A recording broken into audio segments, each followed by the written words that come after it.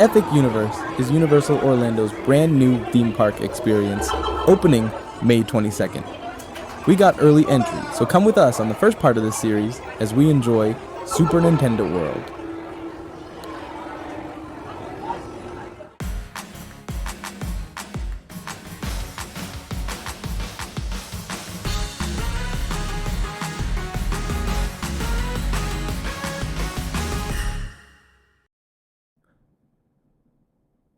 We stayed at a Universal property, so we do get early entry. We're also pass holders, so we parked in Premier Parking and then took a walk past the bus loop and where rideshare gets dropped off. It's a pretty short walk to the front gates. We stood in the queue for a while, waiting to get through security.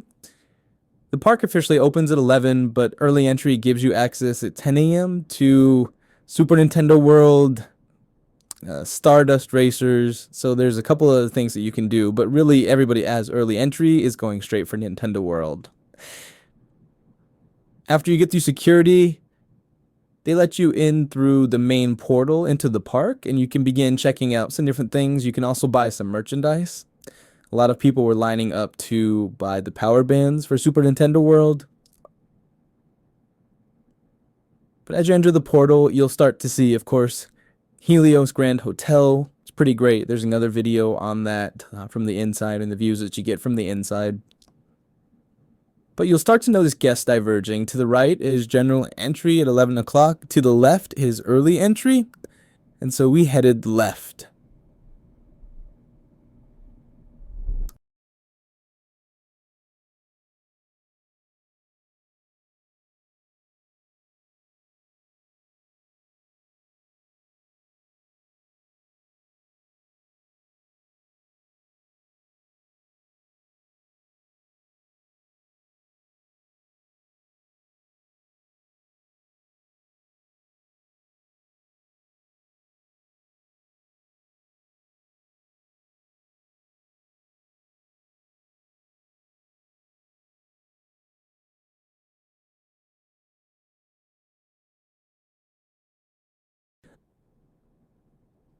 So you'll notice a lot of shade. There's great places to sit throughout the park. There's benches placed strategically. There's a lot of planters that you can also sit on their sitting hike. But you'll see that everybody's kind of headed out towards Super Nintendo World, but everybody's pretty calm and chill. So that was a nice way to enter the park. There wasn't like running and crazy chaos. Lots of restaurants that you're going to pass. Lots of gift shops that you're going to pass.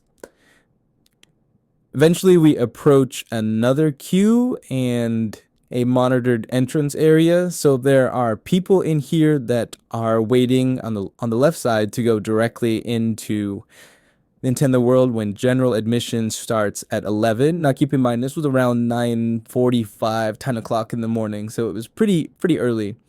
Along the right-hand side, though, they are checking for your room key with your name on it and your park ticket to allow you early entrance.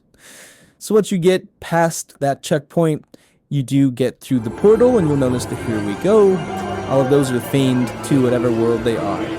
And then you gotta take an escalator. Now, if you have a disability or mobility issues, there's a team member there that will direct you to an elevator. However, this land is full of stairs, so if you have mobility issues, be prepared to look for team members to get yourself to an elevator. Otherwise, there's just stairs and escalators and escalators and stairs. So we take the warp tunnel. Fun little sounds in there to remind you that you are in Mario, Super Nintendo. As you get Aang, you're going to enter into the Princess's Castle, Princess Peach's Castle, and there are a lot of details in here. So highly recommend checking out the screens and just enjoying those. Looking at all the pictures that are hanging throughout the castle entrance. And then once you get outside, you'll notice a really great vista, and everybody is stopping to take those Instagram-worthy pics. And it's overwhelming. There's a lot of kinetic energy in here. So beyond the loud, fast-paced Mario music, you're also going to get just bright colors that hit you in the face. And then all things moving. There's just a lot of energy going on in this section of the park. And it was super fun, like nostalgia like crazy. Yoshi's ride, we'll check that out in just a little bit. And notice all the kids and adults, kids at heart, playing with the question mark boxes. Lots of gift shops. I'm going to actually head over to Donkey Kong Country and ride that first because it is hardest to get into later on for this particular area. And now you notice another transition as we enter Donkey Kong Country. The music changes, the theming changes, the scenes change, the energy changes. Super, super cool how immersive everything is. Even take a look at the ground because you'll start to see different theming here, reminding you of different Nintendo games that you've played. I'm going to come back to this stand, this calling stand. Yeah, you'll see lots of letters throughout as well, but I'm going to come back to this stand with Rit and try one of their specialty drinks.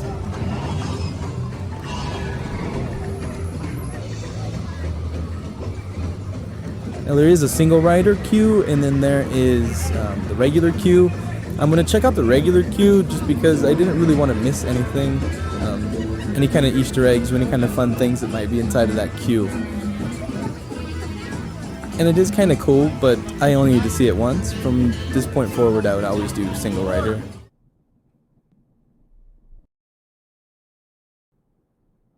And so again, check out like the ground, and you'll notice only a little decay, but you'll notice a lot of places where you power up band will do something. So while you're waiting in queues, there are plenty of things to do, as well as the Universal app has games inside of it too. So as you sit inside of the queue, it's pretty cool compared to the temperature outside. So the fans are always blowing, there's great air circulation and shade. So I actually didn't mind too much waiting in the general queue, even though the single rider queue is also covered. Again, it looks like the Donkey Kong game, if you are old enough to have played in the 80s, so lots of flashback there. But people that are playing with the power up and they're using their power band, they are generating special effects inside of the queue, so that's kind of cool. Here you'll see the lights make a banana. There are some animatronics, and they're pretty entertaining to watch and listen to, again, while you're waiting. While I was in line, the ride did break down for about 18 minutes, and so we hung out and kind of chilled while the ride got fixed by the crew that was working really hard during this preview time. Again, there are things to do in the Universal app, so there are games to play. So if you're just chilling and you're bored, but here's where you kind of got stuck and some people are just hanging out. To the right is the single rider queue, so the merge point is just around the corner, and that's actually where you board the ride as well.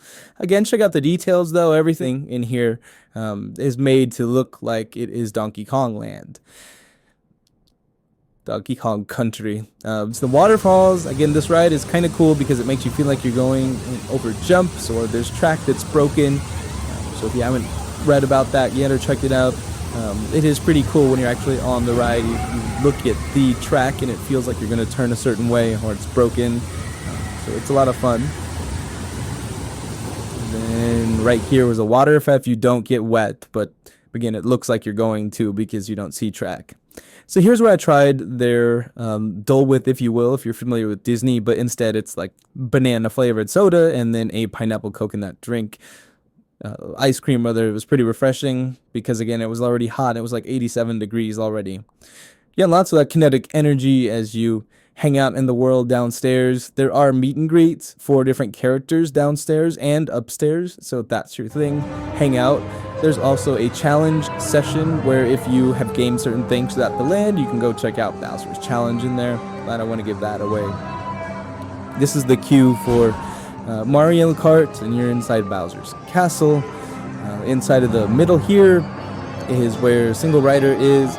You'll see the merge point. So general queue you have right, and I have another video with that where you see the actual queue and everything's in there. It is made to handle a lot of people for a long time.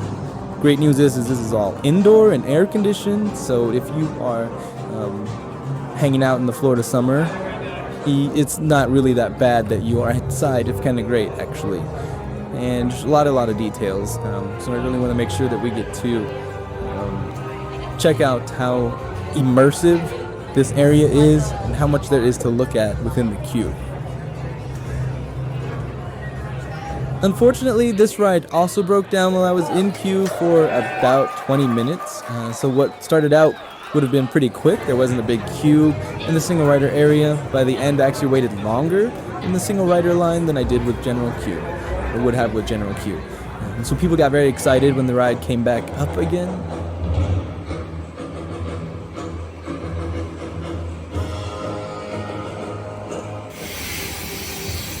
And again, I really want to stress that this was previews, pass holder previews. So yes, we absolutely paid for a ticket to go, but the ride is not the park is not functioning in full capacity, full go yet. This is still a preview time. Remember, it officially opens May 22nd. So lots of testing going on. While on the ride, it did break down for just a minute, but I totally didn't mind because I got to get some great video and pictures. If you haven't read about Mario Kart, it is a 3D experience that kind of reminds me of taking augmented reality and putting it into something like, if you're familiar with Disney, like Mickey's Runaway Railway. Super fun ride. I had a great time with it. I really didn't learn or anything beforehand, like how to play, so I was just kind of going in blind and trying to earn some points. But if you watch the videos in the queue, it teaches you how to earn points on the ride. Next up, went over to Yoshi, and Yoshi was pretty darn cute. Lots of stuff in the queue. Again, it's very interactive.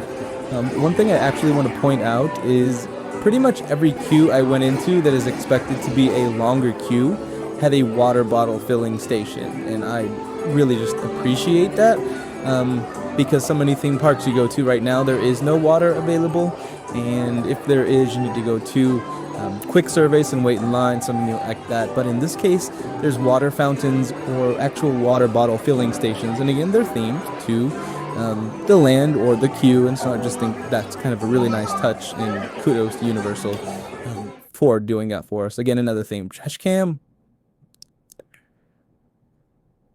Again, things to look at while you're waiting in queue. This was not a very long line at all. It went very, very quickly.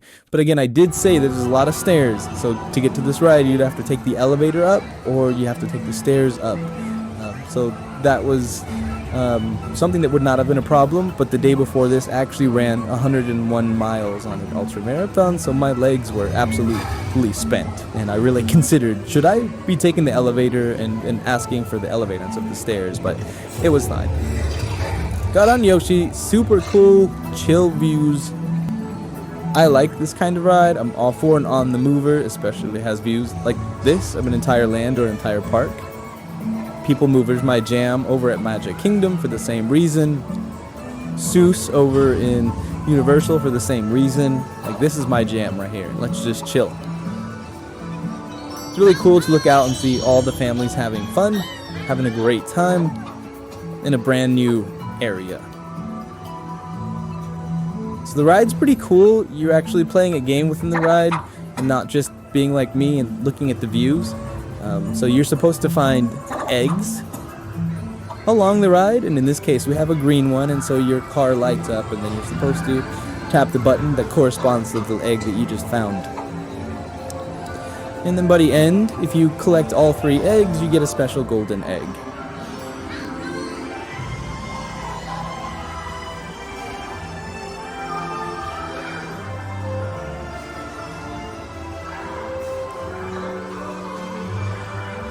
Again, there's always something more to find if you just look within the queues or within the rides.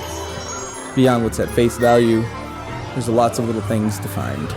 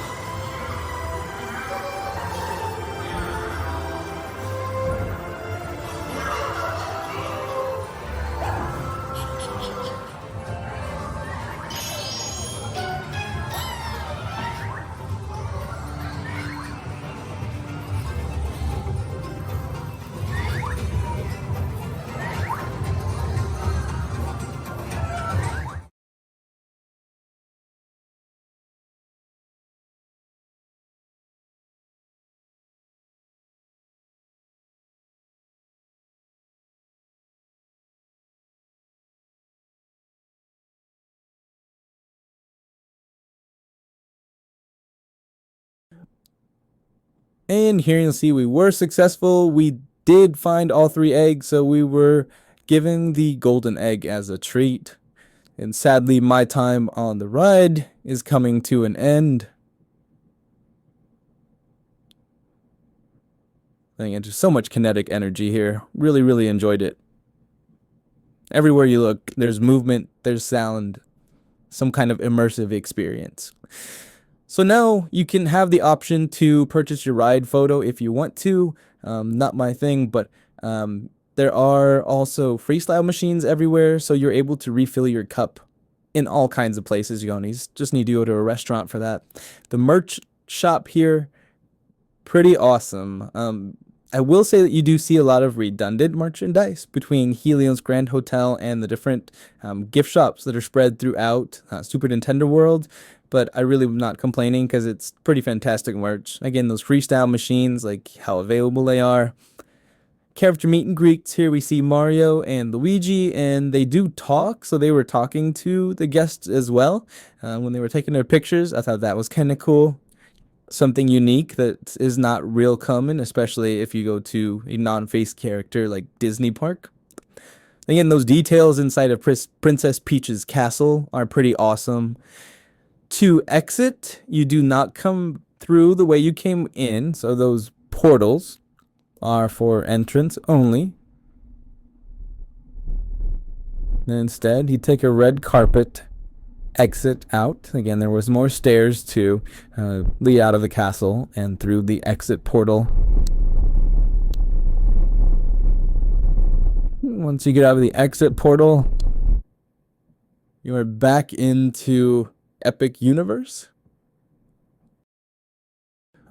And remember, we do have a video for each of the different lands and some of the nighttime shows and spectaculars as well. So if you have questions or anything that you need to know, leave them in the comments. And thank you so much for coming along on our preview of Epic Universe.